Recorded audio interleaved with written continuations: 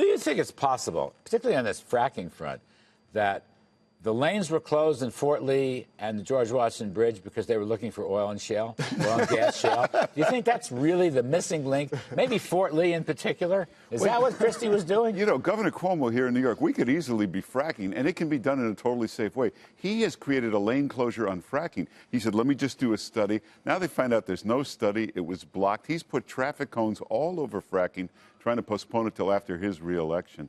And I noticed New York is number six from the bottom there on these list of worst states. All Democrats. I guess we can count Christie as a Democrat. No, we cannot count Christie as a Democrat. We absolutely cannot.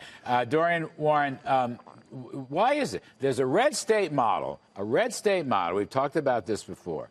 Lower tax rates, lower spending, deregulation, pro-business. I mean, fracking is really the icing on the cake for a lot of There's no real big fracking going on in South Dakota and some of these other places. What don't the liberals understand here? What don't they get?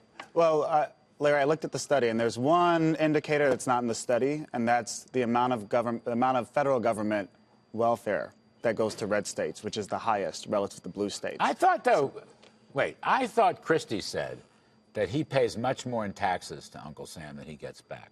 That's the old Pat Moynihan argument. It's a blue state, as you pointed out. So you're saying I'm saying red states get more in federal. But just to stay on Christie, if one nail in the coffin for his presidential run is Bridgegate, I think this is the second nail in the coffin. In defense of Christie, he's recovering from many years of Democratic rule. But he's still going to have a problem in a Republican primary of his opponents bringing this issue up. If you follow, especially with the speech he gave, the State of the State speech he gave, this study makes a lie out of all of that.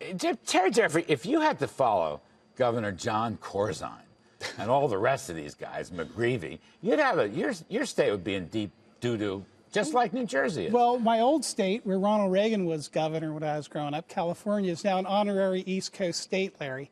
But look, I'll say this, this is they should frack in California, for God's sake. They should. But the great historian Frederick Jackson Turner taught at the University of Wisconsin about the significance of the frontier in American life. He said people go out there on the prairies, places like South Dakota and Nebraska. They're dependent on themselves and their family. They have to be totally independent.